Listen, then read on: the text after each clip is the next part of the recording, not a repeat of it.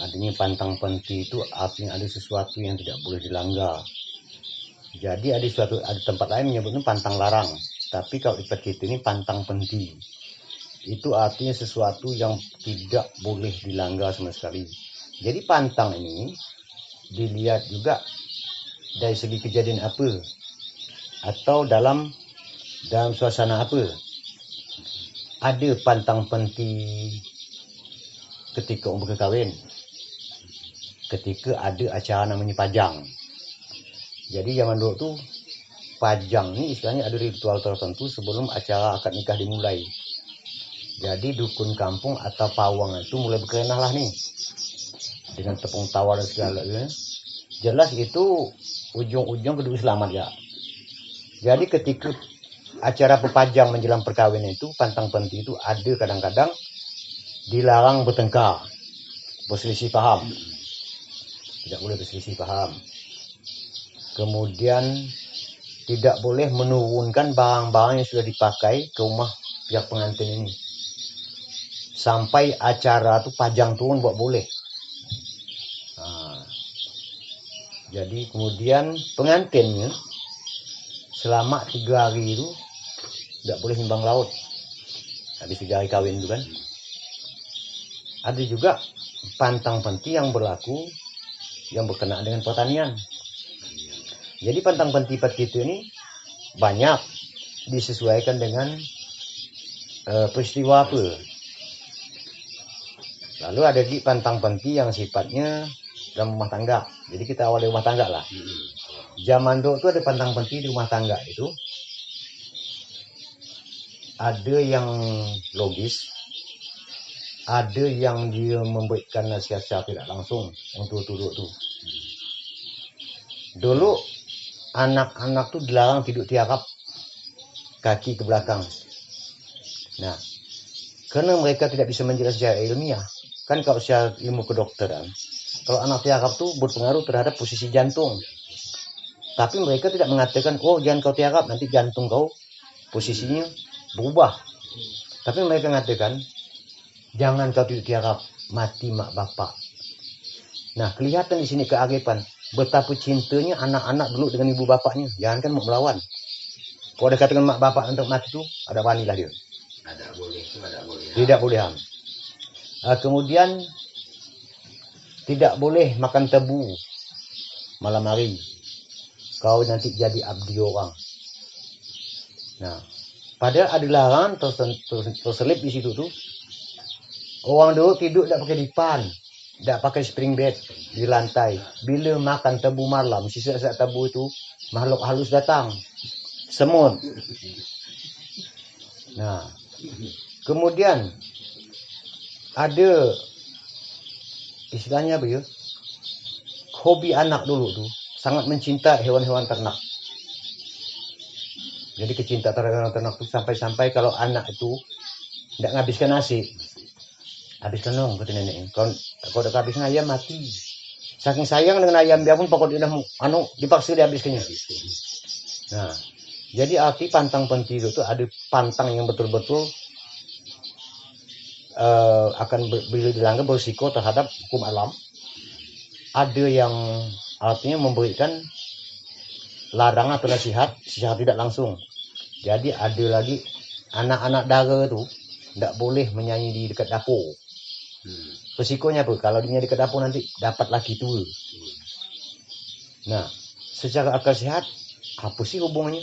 Tapi kalau kita telusuri secara halus, dulu tuh kadang-kadang seorang calon menantu, terutama yang perempuan, diuji oleh calon mertua itu dari segi dimasak.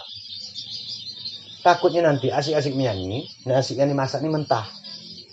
Ya, dihidangkan kepada calon mertua. Nanti balik calon mertua ada canak calon menantu gitu tuh, nasi ini mentah masak. Ada masak. Ada lagi anak gadis tidak boleh duduk tepi pintu. Nanti dipinang orang balang. Dulu tuh suatu kebanggaan kalau kawin itu umurnya masih muda. Orang pun dapat menantu masih muda jadi lagak dulu tuh. Tapi anak dia dulu laku. Padahal kan itu mengenai etika. Anak gadis duduk di pinggiran pintu. Wajar di lambang orang balang tuh. Kalaupun cowok ada yang naksir, biar dia cak datang kerja tiap hari duduk pinggir pintu. Nah, lalu itu dalam rumah tangga. Ada lagi tentang berarti kalau menyangkut tentang usaha, tentang berlaku segala Nah. macam itu bagaimana? Jadi kalau masalah di pertanian, dulu orang masih manut dengan sejarah. Jadi jangan katakan orang dulu itu sirik. Mereka dulu itu hidup serba menggunakan lambang. Nah, dulu ada larangan menumbuk padi pada sore hari. Dilarang kuat itu tuh. Dilarang keras. Jadi kalau kedengaran tokoh masyarakat ada yang numbuk petengah itu, didatangnya numbuk ini datangnya beras. Langsung kau naikkan. Katanya bila melanggar itu, niscaya padi di sawah tuh habis dimakan sesuruk, orong-orong. Itu katanya kena sumpah wali. Saya telusuri, kenapa sumpah wali? Katanya Sunan Kalijaga itu sampai mendirikan Soko Tatal itu gagal, dia kan berjanji. Bila kantungan berbunyi, kita dirikanlah tiang masjid ini. Ternyata dia kan semadi berzikir di pinggir kali gitu kan. Dengar orang numbuk petang hari dia pun cepat dia sempat buat tiang tatal. Diikatnya tatal dari pangkal sampai ke ujung. Diikat di ujung, di pangkal terbuka. Diikat di pangkal, di ujung terbuka. Setelah dilihatnya ada semacam serangga yang menggerek itu tuh. Itulah orang-orang. Menurut dongengnya, benar atau tidak itu walau alam.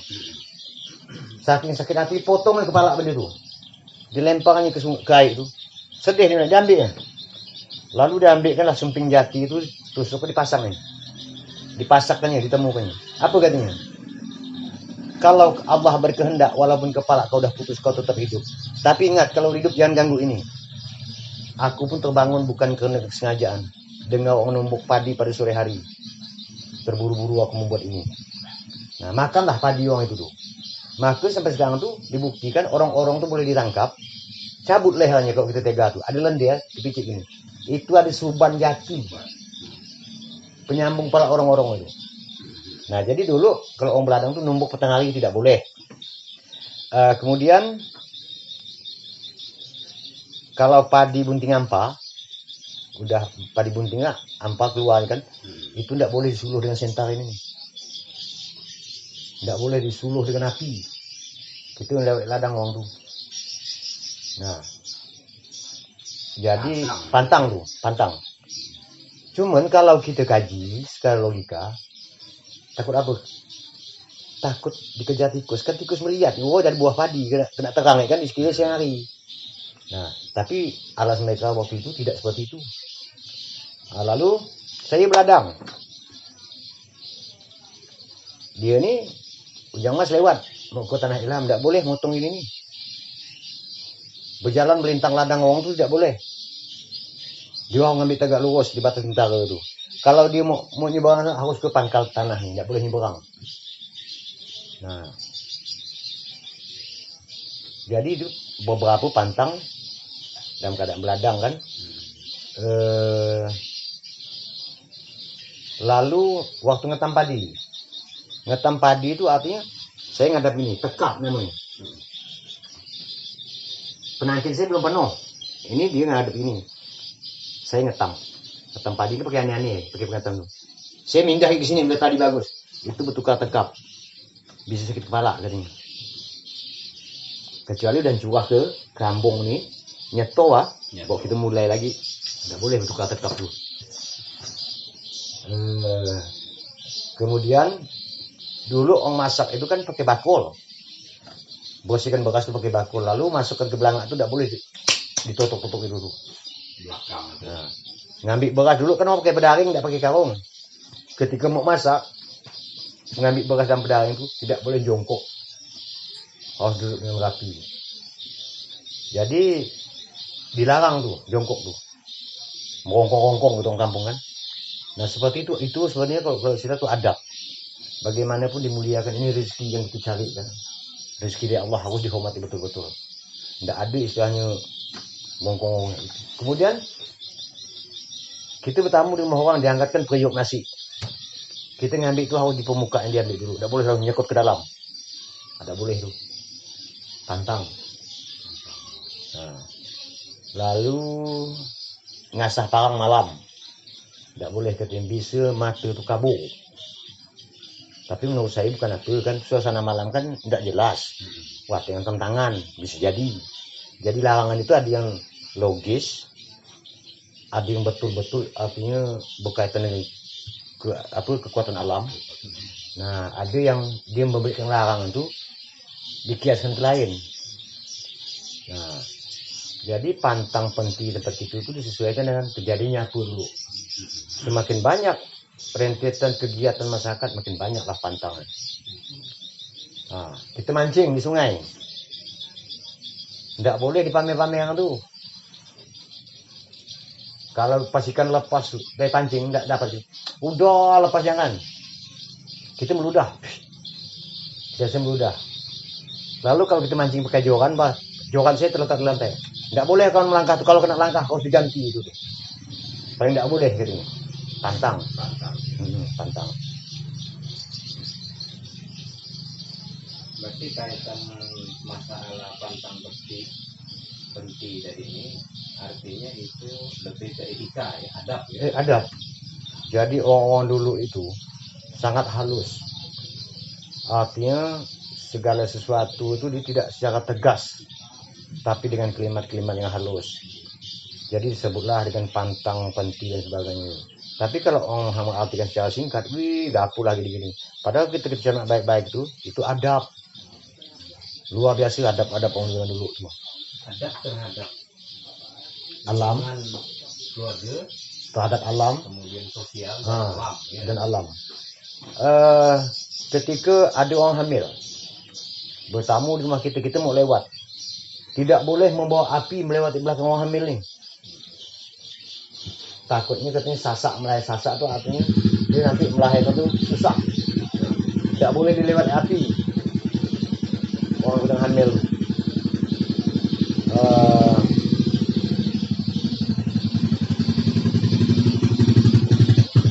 Udah gitu,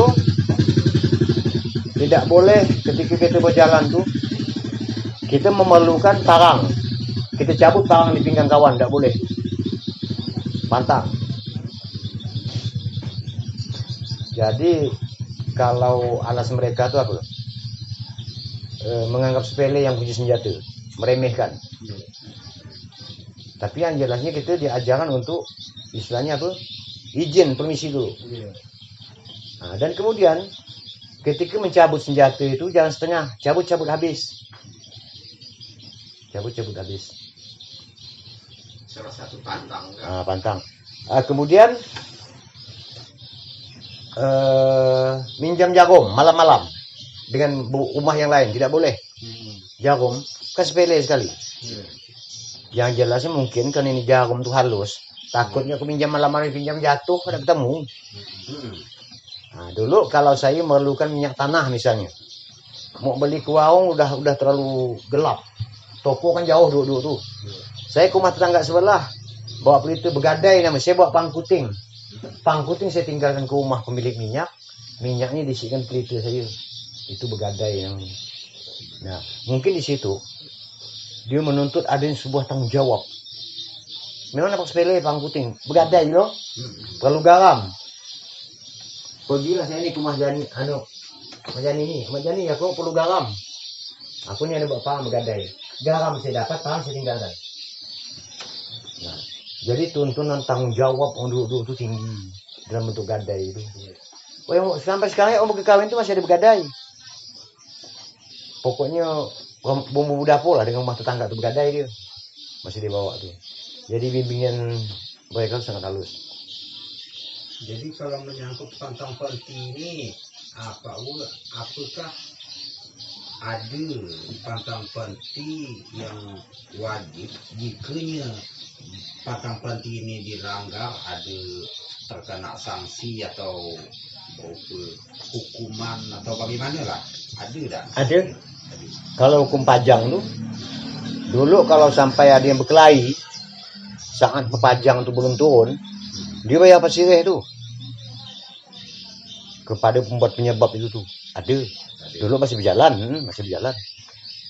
Jadi sebelum acara pernikahan tuh dukun tuh ngadakan pajang.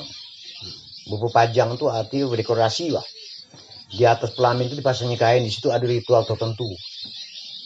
Bawa pasang ancak, pasang apa. Nah di wawa kan tuh istilahnya disiarkan. Tidak boleh membuat onar. Tidak boleh berkelahi. Bila terjadi segala sesuatu, biasanya pengantin itu pingsan. Pinggan mangkuk tuh pecah sendiri. Biasanya dalam rak kan dibuat dari buluh kan.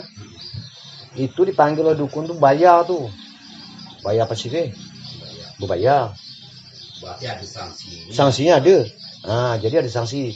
Itu yang sifat pantang yang betul-betul istilahnya berkaitan dengan selain manusia juga kepada alam maupun alam gaib kan.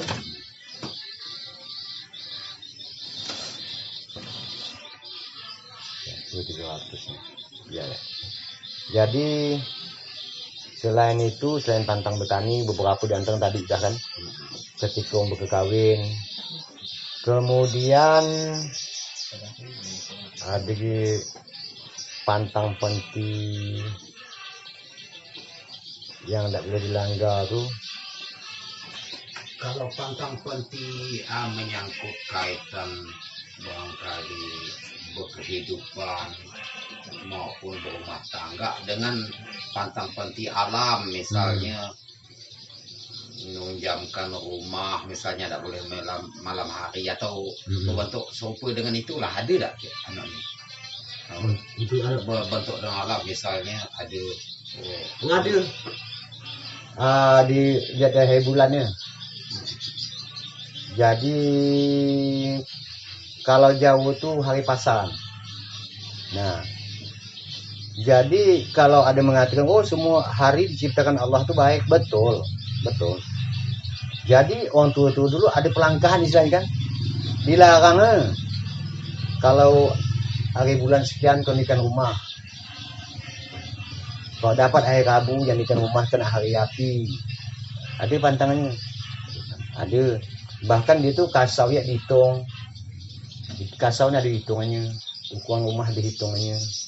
Ada rumah yang sering sengketa tuh seperti apa ukurannya. Pintu ini ada ukurannya.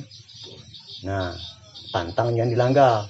Biasa rumah tuh tamu tidak pernah naik. Nah, itu sih yang ahli-ahli tukang biasa itu tuh. Kemudian selain pantang-pantang itu tuh ada lagi pantang pengamanan kampung, pantang apa cabut kampung tuh. Kadang-kadang kalau cabut kampung ini dia terbagi beberapa jenis. Ada buka tahun, ada nutup tahun, ada nyapat kampung, ada cabut kampung musim tanam.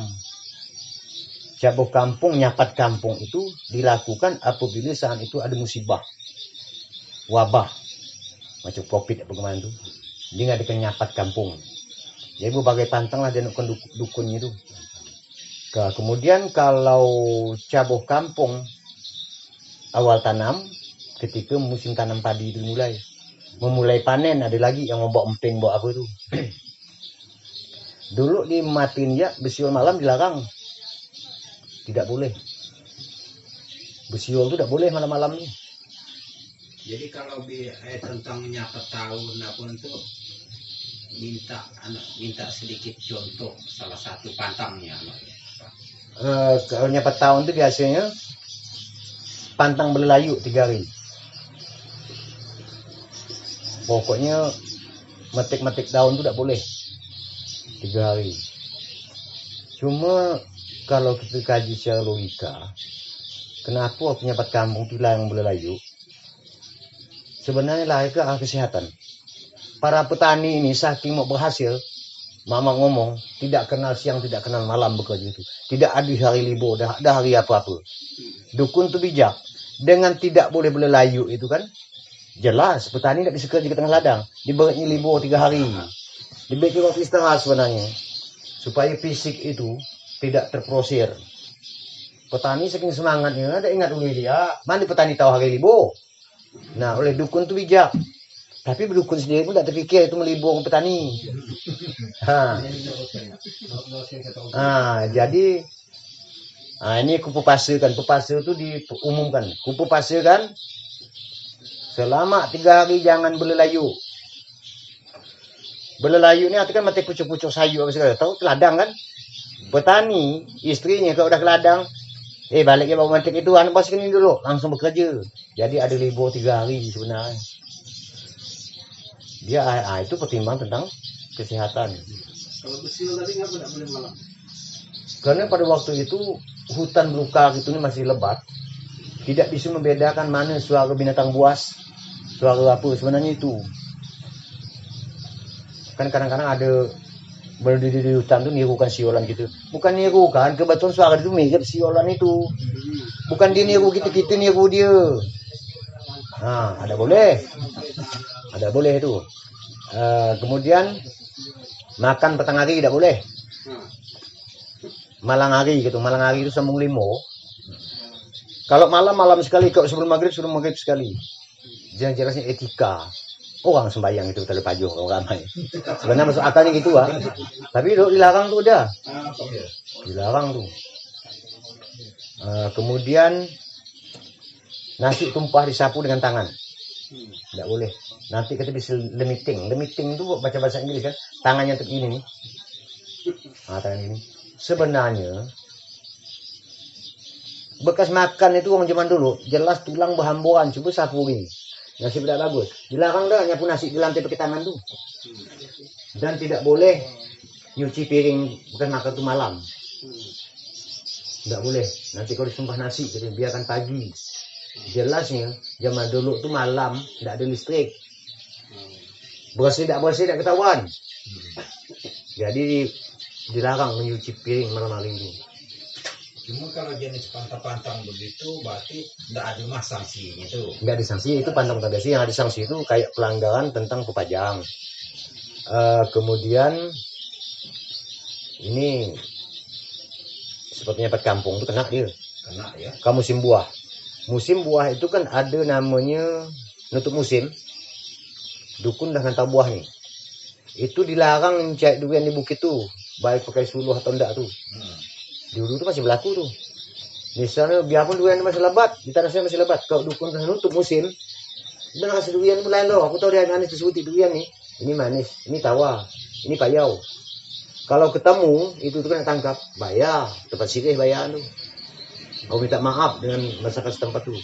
Tapi itu kan dilarang pakai senter, nyuruh durian dulu tuh. Biasanya yang melanggar tuh ame dengan dengan guntur kawan itu.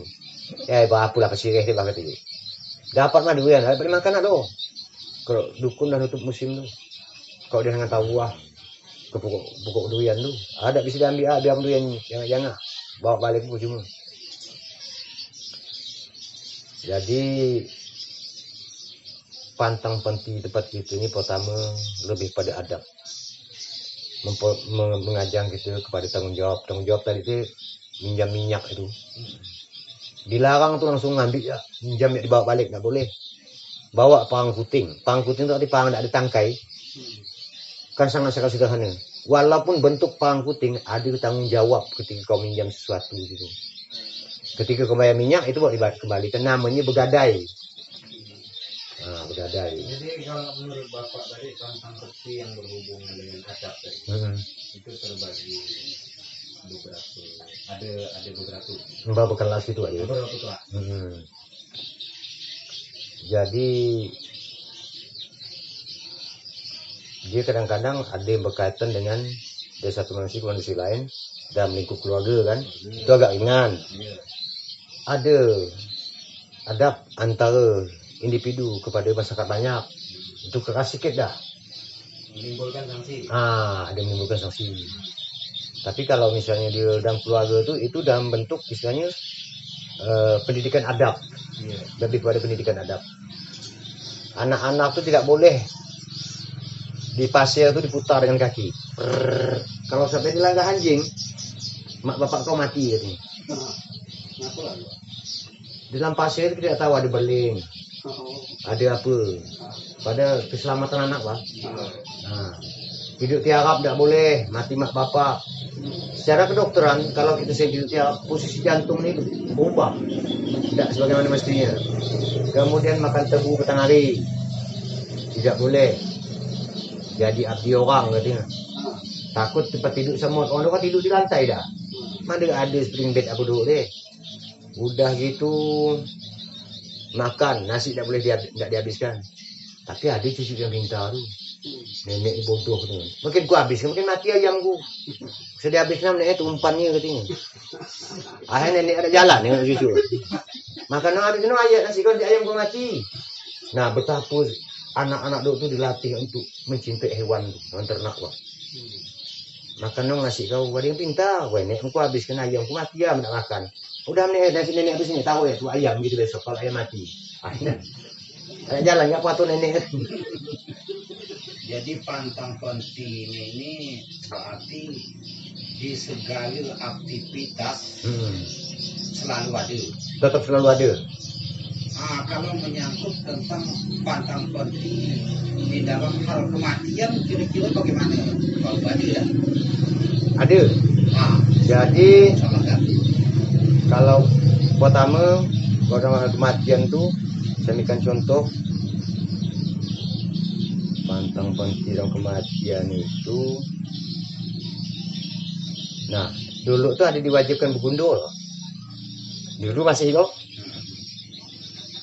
Ketika ada keluarga kita yang meninggal tuh, begitu dari pembumikan balik gitunya aku, rambut kita digundul. Tak maknanya apa sih, kau tahu lah itu tuh. Tapi mungkin pembosan diri ya kan. Tanda belasungkawa, tak tahu lah. Wajib tuh digundul. Kemudian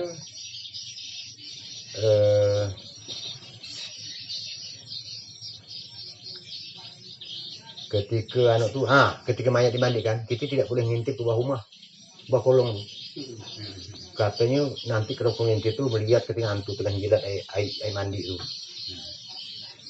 Yang jelasnya kan kau etis. Aku lihat di bawah rumah mandi mayat. Mau tak mandi kan dia aku kan. Nah, pantang itu yang jelasnya. Pantang keras enggak, atau ada pulau meninggal apa tuh. Cuma ada apa namanya semacam anjuran lah. Penghormatan kepada si mati itu. Diajarin. Kalau Pak, makna filosofi dari seman, dibalik seman itu apa Pak sebenarnya? Kan ada kepercayaan orang. Oh seman. Seman itu meniru bentuk. Kan ya, saya terjemahkan dengan bahasa itu nyeman. Misalkan ada orang hamil, tahu-tahu istrinya sedang sangat hamil, suami bunuh biawak misalnya. Itu nanti bagaimana hewan itu diperlakukan, anak lahir seperti itu bentuknya. Seman itu artinya akan meniru apa namanya karmanya, akan diterima oleh pelaku sesuai apa yang dibuatnya. Seman itu tuh. Jadi misalnya masa hamil itu senang dengan monyet kan, satu anak lahir berbulu-bulu kepalanya no. Nah itu seman namanya. Artinya dia akan menerima karma sesuai apa yang dilakukannya. Karma lah istilah seman itu karma. Cuma dia kadang-kadang membuat tapai ubi ini merah-merah dah. Dapat investigasi membuat tentang head. Ketika membuat tapai didekatkan dengan asam. Tapi kalau berdasarkan secara ilmiah, benda ini kan menggunakan bakteri. Apakah bentuk itu apa ya? Apa nama kau bakteri ini tapai itu? Bakteri yang diperlukan apa ya?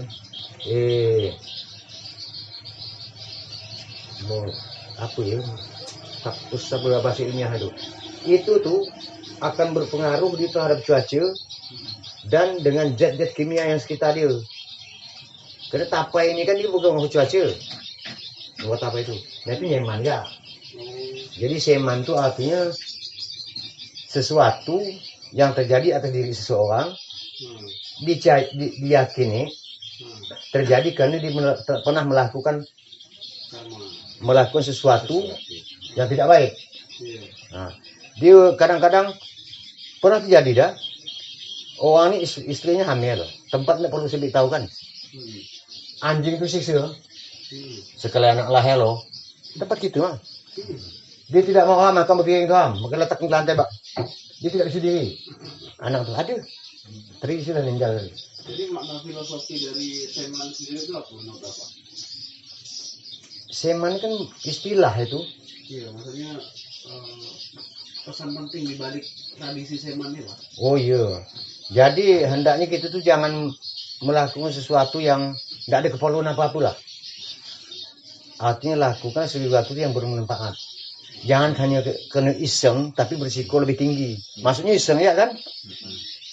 Bapak ini mau bertopeng, emak sedang hamil, begitulah ya anaknya bertopeng. Dia mau topeng yang bagus. Nah, jadi seman ini filosofinya apa? Jangan membuat sesuatu yang tidak ada manfaatnya. Nah, takutnya di seman itu lah. Jadi seman itu biasanya lebih banyak kena itu kepada orang hamil, you know? Orang hamil, seman tuh. Jadi statusnya seman ini ya berkaitan dengan pantang panti. Iya. Artinya pantang panti melahirkan seman itu. Nah, terus kalau misalnya dia menganut seman, kemudian karena kepercayaannya tadi jadi seman untuk menangkalnya ada nggak, Pak? Tadi udah terlanjur bunuh tadi. Dia kan takut tuh, terus nanti anaknya jadi anjingnya itu misalnya. Ada nggak pantak untuk Menangkal yang sampai jadi seman biasanya itu ada. Tapi kalau dia cepat menyadari, biasanya ada gak kadang-kadang tuh yang jelasnya kalau siaran itu diberi air untuk kali. Matahkan batu tanpa sengaja ya, dikerok balik, gila dah. Itu cara ada tuh. Pantang matahkan batu secara tidak sengaja, itu batu asah terutama. Itu dipanggilkan pawang itu dipecah teluk apa tuh. Biasanya dampaknya dia akan sarap. Nah, itu sarap. Gila. Payah ngobat itu. Padahal jauh hubungannya. Jauh hubungannya. Jadi kalau ada biak matahkan batu, cepat batu itu jangan dibuang. Dukut pandai datang orang yang pandai dia pandai, dia pecahin teluk apa segala. Tapi kalau macam batu kita sengaja, tidak masalah. Dengan asah plak batu itu patah. Kalau menurut Bapak sejak kapan ada tradisi seman? Kepercayaan maksudnya? Karena pada waktu itu kan ilmu dan teknologi belum berkembang. Iya. Mereka menjalankan nalar mereka yang diterima akal. Mulai mungkin itu tuh karena pada waktu itu kan pusat-pusat pendidikan belum ada, maka sebagai sentral di kerajaan lah. Mulai berkembang itu di kerajaan. Pantang lah itu ini dan sebagainya itu. Pasal ini jatuh itu kan di kerajaan pertama. Jadi ada pantang apit. Saya dengan anak Jani tidak beradik. Yang mas tak boleh di tengah nih. Nah, anak apit katanya itu paling tidak boleh. Nah, dulu penyakit itu mudah menjalar, berjangkit sifatnya. Virus wakar gitu sekarang itu kan. Nah, oleh dari kerajaan itu melarang. Kau jangan tengah, kau tidak beradik, kau tidak boleh tengah-tengah nih. Ini kan satu darah nih. Penyakit ini kan mudah jangkit saja. Menghindar menyelamatkan ini, dibuatlah yang namanya apit itu. Muncul apit itu. Nah, akhirnya lahirlah. Bagaimana mengatasi kalau ini betul-betul ini?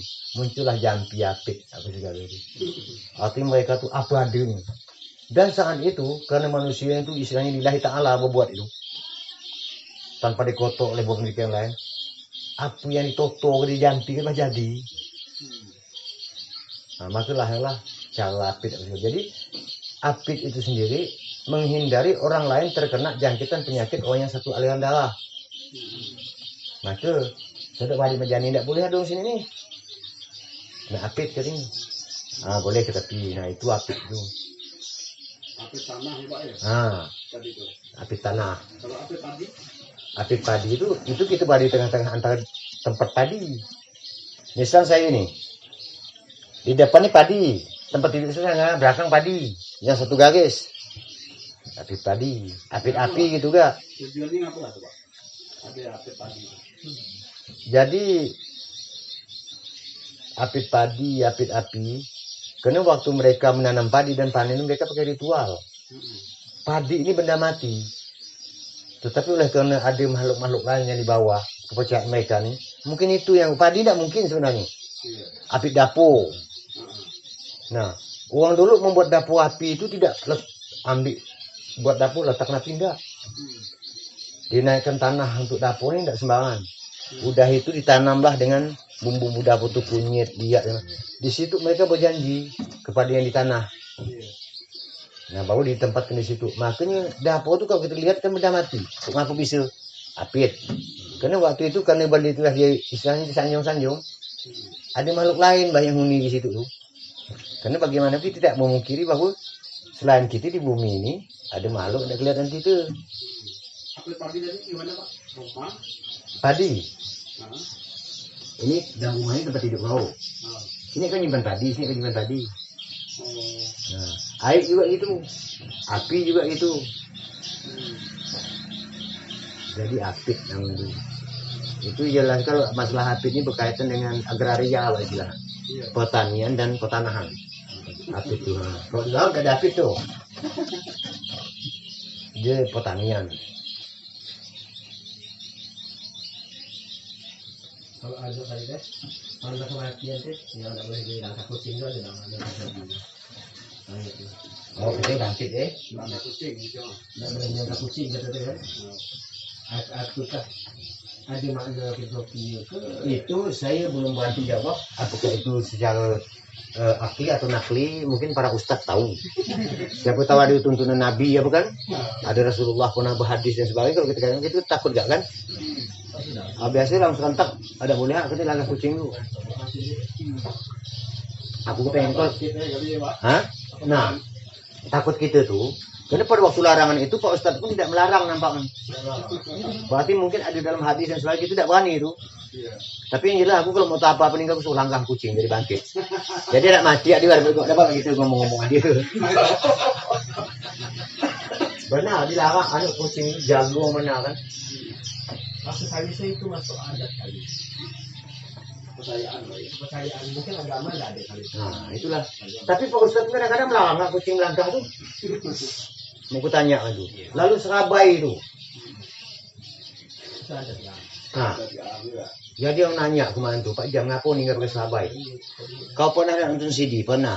Aku mau dikasih bulan. Nah itu begitu nukat akhir datang diputar film gitu tuh serabai itu. Yang jelasnya kalau ninggal berserabai itu kue yang praktis dibuat balo. Praktis dibuat. Kalau nunggu buat pakai telur pakai kue lapis mah mayat busuk. Cuma tidak dipikir itu Mungkin bandel. waktu ketemu tuh pernah juga banyak langkah pas kucing itu bangun katanya. Katanya bang. Waktu dulu mungkin mungkin tidak ada no kali ya kali ya. Nah, kita tidak berani juga anu kan kan. Kalau Pak apa mau kapan tinggal so langkah kucing. Oh, Jadi kita berkomunikasi dia mah hanya bangkit gitu Bang.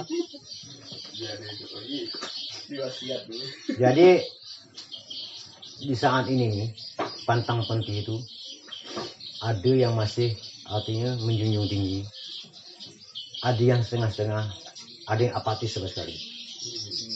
Nah, karena itu tadi kita perlu ingat ada dua filsafat. Manusia su alim merusak agama, manusia su pintar merusak adat. Itu perlu ingat. Manusia su alim merusak agama. Kalau dia alim betul bagus. Sok ini manusia sok pintar perusak adat. Bisa dibawa giam kulit itu deh. Obat kulit dan baik. Ujung-ujungnya siapa? Pakai kunyit engkapo mah obat. Nah, jika tuan belamin, buang ya bah, ada guna itu deh. Kita tidak berharap apunya dia belamin ini, tapi menghargai peninggalan leluhur. Peninggalan leluhur, memegang amanah dia. Ya sih, orang yang dilamin pun nggak tentu dapat jodoh tuh presiden. Bukan itu harapan kita, tapi kita menjunjung adanya peninggalan leluhur kita ini betapa agungnya kan. Nah, Iya, itu yang mau digali. yang dalam agama yang mengatakan sehebat apa kau ibadah, ketika ditanya dosa terhadap ibu bapak, kau masih sangkut 0 pahala yang lain. Begitu juga agama. Kalau peninggalan leluhur kau sepelekan, biar kitab tinggi ini kau pelajari. Nah, leluhur tuh kiasnya sebagai mak bapak kan. Nah, jadi wajar Bung Karno bilang tuh apa? Bangsa yang besar, bangsa yang tidak pernah meninggal sejarah bangsanya sendiri. Nah, pula tanah dikatakan ibu pertiwi. Nah, ibu tuh. Jadi arti peninggalan leluhur itu macam berkelamin, macam apa itu? Itu perlu kita peninggalan-peninggalan yang agung istilahnya. Loh, kita tidak mendewakan itu. Kalau Pak, tadi kan patang menteri apa tuh? Nah, kalau patang menteri yang orang melahirkan enggak Pak? Nah, berkaitan orang beranak lah. Oh iya, Nah, lebih kepada suaminya. gimana Pak? Kalau istrinya hamil, itu tidak boleh yang namanya sifat menutup, mengikat, yang mengunci, menutup, mengikat, menyumbat, tidak boleh. Misalnya dia magung air, kan menghambat itu, Iya. menyumbat lubang. Dia khawatirkan nanti, istilahnya terhambat juga kelahiran. Sebab sebelum melahirkan kadang-kadang dukun beranak itu ada berbuang kain, ada membelah tanah. Artinya dia berkabar dengan bumi ini, bahwa akan lahir ini akan menumpahkan darahnya ke bumi ini. Maka ada istilah masuk lantai itu sebenarnya masuk tanah itu. Jadi dukun beranak itu permisi dengan bumi ini, bahwa darah orang lahir ini akan tetes ke bumi ini, berbuang kain. Nah jadi kalau orang melahirkan itu pantang tidak lain lebih kepada suaminya. Tidak boleh sifat mengikat terik, menyumbat, menutup, menghalang, macam bendung air itu pantangnya ada.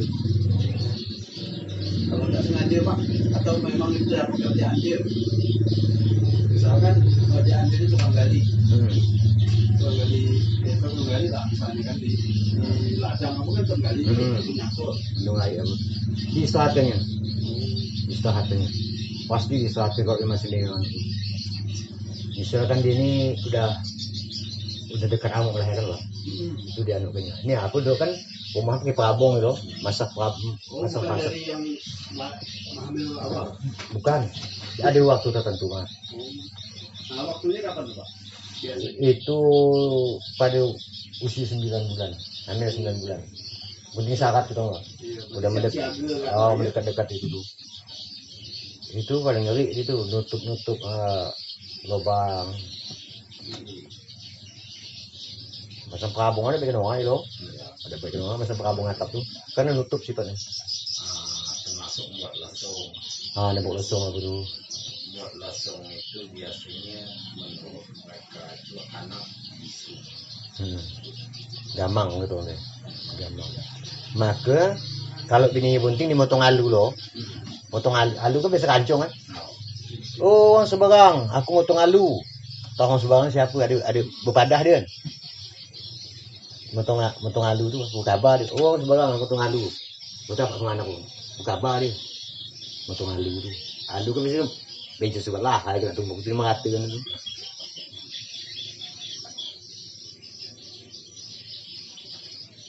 Terus kalau pantang penting orang bersunat Pak ada?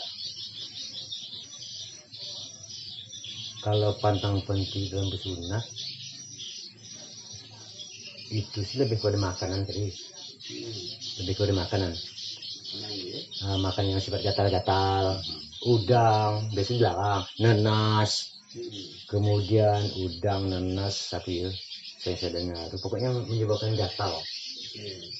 Terus kalau pantang penting untuk sesuatu hajat Pak, ya Bapak dulu pernah cerita amanah dari radio itu mau buat dalam waktu semalam ya. Sepuasnya gak boleh kalau itulah Pak. Jadi ketika itu di luar pengetahuan kita lah ya, ketika menyelesaikan tugas yang diamanah kepada kita itu harus jadi dengan waktu ditentukan. Kita dilarang ngomong kepada siapa pun, jangan ngomong. Mungkin itu lebih kepada konsentrasi kalau saya dapat perintah membuat 20 pedang, 20 tombak yang saya dibawa Nodi itu itu pedang kilat namanya itu. Jam 3 saya dipanggil, bahwa pagi lusa mau dipakai pedang itu. Pedang 20 buah, tombak 20 buah. Allah minta ampun, saya tidak mampu. Kau ini belum bekerja udah tidak mampu. Dibekal ke Nyai. Kau udah mandi, udah siang ini bawa ke wudu. Kau cek tempat yang aman, jangan ngomong. Mak lo dari batang angkat cepat dak usah lah. Belah tangan Jam 5 petang selesai rusaknya tuh. Ku hantar nam. Panjang-panjang gini ganda tombak tuh. Macam berbubut loh Kalau udah perhatikan dalam keadaan tenang bang, mak. Masih tidak masuk akal. 20 buah tombak, 22 pedang. Mati sih cuma buatkan. Baik sarung dulu tuh ada putih. Dari petang pedak pasal gini digesek tuh. Gesek tangan. Jadi loh Tapi seminggu setelah itu masih kebepas tangan. Oh nago bagus mau mana sasu deh. Ada orang tua so makan sireh. Ini sireh makan. Allah Ibrahim. Jadi air itu bilaskan mandi, bawa wudhu, akal jilang. Tulis pakai kardus. Abangmu saya mandi aku. Aku tidak boleh ngomong, ada bekas buat Ibrahim. Kalau ini kepada adat dari Pak, adat ataupun tantangan ketika kita menerima tamu ataupun kita bertamu. Apalah, adat menerima tamu ataupun kita bertamu. Jadi kita tidak boleh salah tahan atau apa. Dulu Pak. Pertama sebagai tuan rumah kita sebagai tamu kan. Iya. Yang jelasnya kalau kita bertamu yang diamanah orang tua itu apa? Kita lihat rumah ini ada orang punya anak tak? Ketika di rumah ini orang punya budak dia apa ya? Manang jangan sekali-kali mengomongkan anak itu oh nama anakku gini. Ini orang tak anak. Ketika kita naik ke rumah tidak punya anak, jangan ngomongkan tentang keadaan anak-anak itu. Nah, ketika orang sakit, paling dilarang keras. Nyeri itu kan kematian akibat penyakit yang diderita. Datuk tu paling sehari tangkap ke mulutnya. Udah amat tekan sakit. Wah, si anak tu ketemu macam ini, tangkap ke mulut. Datuk udah kampung. Pak muda tu tangkap ke mulut, udah bercucu. Marahnya pantang besar itu tuh. Kemudian tapi kuasa pantang itu sampai zaman beliau ini pun berlaku. Adab. Jadi ketika kita nikmat tamu itu Pak. Makan tuh nyuap jangan laju. Datuk memang jangan tamu naik makan yang itu nyuap jangan laju. Takutnya begitu tuh selesai dari tamu. Jadi makan tuh jangan laju tuh artinya alun-alun itu supaya kita selesai lebih dudi dari tamu. Lalu dilarang keras dah. Datuk tuh dilarang. Kurang nambah ya. Sebenarnya bagus kan? Bagus. Jadi orang dok itu berjodoh kalimat itu berjodoh artinya ada kawan kata. Jangan sekali-kali tamu makan tuh kalau kurang nambah ya. Jangan. Kasar. Di balik itu nanti kalau kurang nambah ya mulai balikan. Itu sebenarnya. Ada baiknya biarlah dia berjalan apa adanya. Jadi pernah pengojong ke Parli itu dia ke baratnya, balik narahnya. Atuk itu kalau mama menantu macam mah dia kecil, keras untuk itu deh. Atau gini Pak kasusnya, misalnya ada tamu nih, tapi kita tidak punya apa-apa, kan kita ini wajib menyuguhkan sebenarnya, wajib sih, tapi kebiasaan lah. Kondisi kita tidak mampu, tapi kita tidak, tradisi kita kan ruang kopi biasanya, tapi tidak ada, pas kebetulan gula kopi tidak ada, gimana Pak? Biasanya lewat belakang dah ada mulai itu biasa rumah tetangga dia makai dibawa usaha sedapat mungkin jangan sampai walaupun dimakai berarti itu menghormati mau tamu tuh makai dia tidak pernah ada langsung kosong tuh makai biasa lewat belakang rumah makai gula makai kopi makai sana gitu biasa dapat dia tamu tuh harus bisa dapat minum. Nah, makai tu dia belakang masih tu. Demi menghormati tamu, makai dia. Tidak ada sama sekali. Kau masih tetap minum kopi. Dia belakang dia. Bagian dari tradisi kita. Tradisi. Kalau di kota kan aku kan makan. Nah, ikuti letakannya. Minum pak air. Untuk makai saya cawan dengan kopi. Oh, kopi, makai dia. biar dia tidak minum, padahal sehari itu tidak minum kopi dia. Yang penting tamunya. Kalau tamunya dia makai, tidak percaya pergilah kamu kampung makai. Pergi pakai gula. Terus kalau misalkan tamu tuh nginap, bekas habis ya, itu kan? Makai dia, nggak pernah kosong makai dia. Itu tradisi di kampung makai. Biar itu utang tebareh gitu. Iya. Tamu jangan kosong. Apa namanya? Utang tebareh. Jangan utang tebareh. Tebareh itu artinya lebih diutangi. Itulah bahasa Simpang tuh beda. Bukan pantang larang, pantang penti, utang bareh. Utang tebareh itu. Melekat utang lagi terus. Jangan banyak bareh. Bareh itu banyak utang. Oh. Tapi kalau di Padang bareh itu malah beras. Basirek bareh kunyak gitu. Bahambu beras kuning. Bareh itu beras. Lalu kalau misalnya tamu tadi nginap Pak, itu gimana adatnya kita sebagai menerima tamu ini? Tidur di kamar atau kita di Sesuaikan kondisi ya. Biasa sih, dia biasa kan rumah orang di kampung dulu tuh, plong dari kamar. Misalnya di ruang ini orang tamu, itu yang dibentang bertidur tuh. Dulu ada tabir itu, pakai diberi tabir itu. Maka dulu tuh tidak kamar pemanen ini kayak tabir kain, tirai bah, tabir namanya. Jangan ada petugas-petugas datang, kululu apa tuh kan. Ada dalam kamar dia, dibentang di depannya. Di ruang tamu tuh dia anaknya. Jadi itu berusaha sedapat mungkin jangan sampai tamu itu tidak makan. Ya utang tebareh gitu. Jadi dia punya bahasanya. Kalau ada angkat kopi mak, masyarakat itu juga berkelahi katanya. Aku zaman hati asan naik tuh katanya. Dia gulut-gulut balik wah. Masih gak berkelahi. Berkelahi katanya aku. Ada angkat kopi, ada aku wah. Dia tidak mau tamu tuh balik kosong. Penjalak masih ada ya, yang jalan belakang tuh. Masih. Dia pakai lewat jalur khusus. Masih.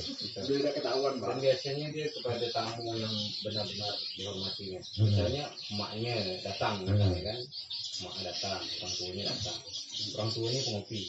Bagaimanapun dia Dapat-dapatnya itu. Dulu masih kuat loh itu tuh. Dulu masih kuat. Dia ada ngutang kok bekas apa tuh.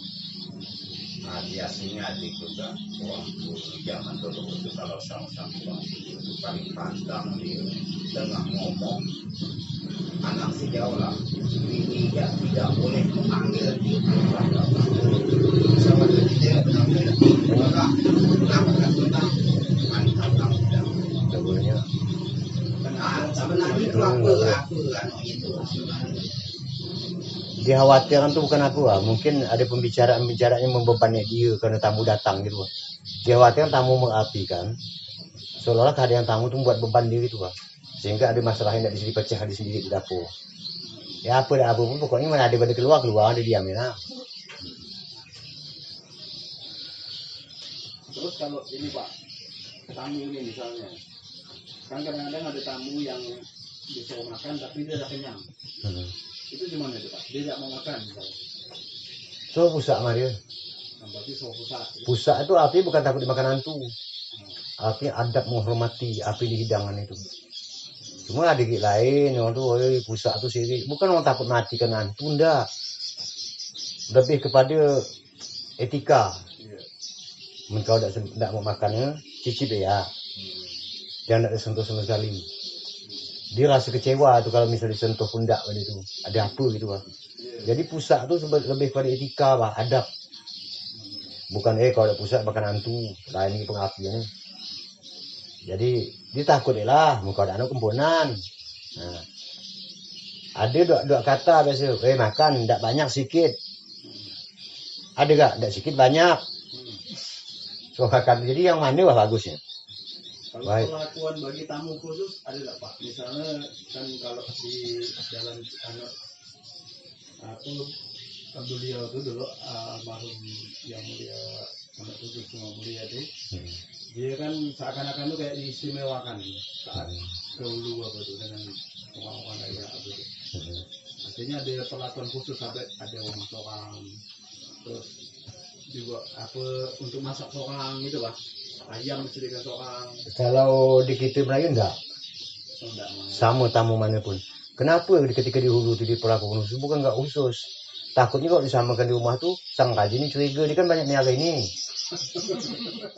Maka rumah Pak Santong tuh, kalau kita ke rumah dia itu dah, ini ayam jam katanya.